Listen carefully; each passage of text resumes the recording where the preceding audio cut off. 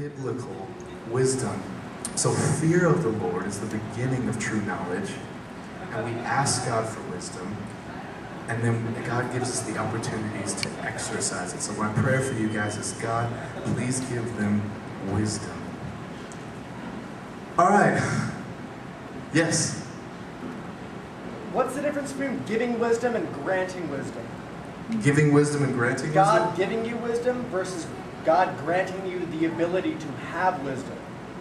Can you clarify the question? I'm not trying to... No. Can you clarify? That's why I want a clarification. Yeah. I believe that that God doesn't give you anything that you're incapable of receiving. Right.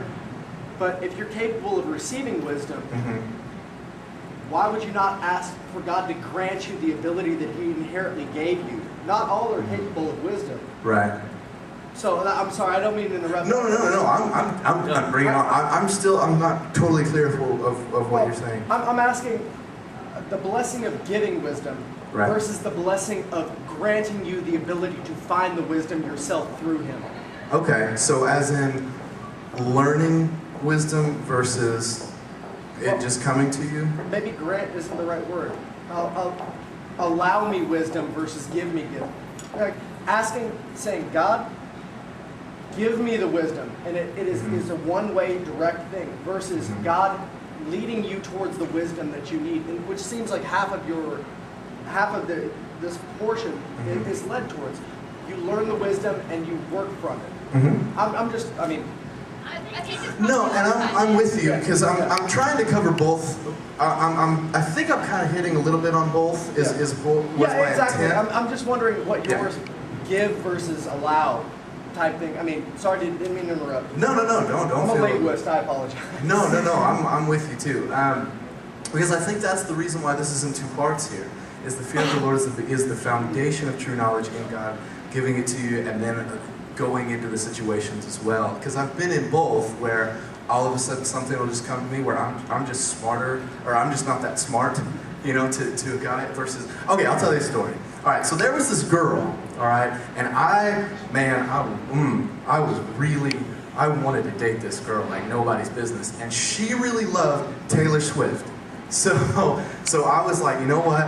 I'm going to go to Walmart because Taylor Swift just did a Crossroads with Def Leppard. So I'm going to get the DVD and I'm going to put this on and I'm just going to woo her and she's going to be mine because I have the Taylor Swift.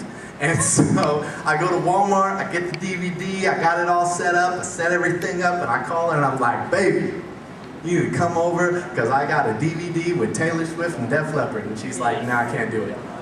And I'm like, no, come on, what about tomorrow? Nah, I can't do it. What day after that? No, I can't do it. I call her like 3 days later. You think you got some time now? No, I'm not gonna happen. And I kept getting this feeling, this sense almost from God, this kind of gut. You know what I'm saying when I'm saying hearing God, where it's not something that's audible, but it's just something in your gut that says, ooh, bad idea. Well, it turns out when this girl was 12, her father died like a really violent death, and it really scarred her, and his favorite band was Def Leppard. And so I was calling her every day saying, you want to hear some Def Leppard? Let's do some Def Leppard. What's up with some Def Leppard? Let's go with some Def Leppard. Thinking, I'm a genius. Of course I'm gonna. And I looked really, really foolish because I ignored what I felt God was trying to say to me. And then if I'd have listened and said, oh, maybe I shouldn't, because the DVD was still great, so I was still going to get it. But if I had listened to God, I'd have looked like a genius. And I'd have had that wisdom. And that's what I'm thinking, that's what I'm talking about with something that comes from the Spirit, where at the same time, not every situation I'm in, I get that feeling, and I learn from Spirit-filled people what is a good way to go and what's not. And so it's not always, because you can never have a cut and dry way of the way God's going to perform, the way God wants to work in your life, and the way, as soon as you think you got it figured out, He's going to change it.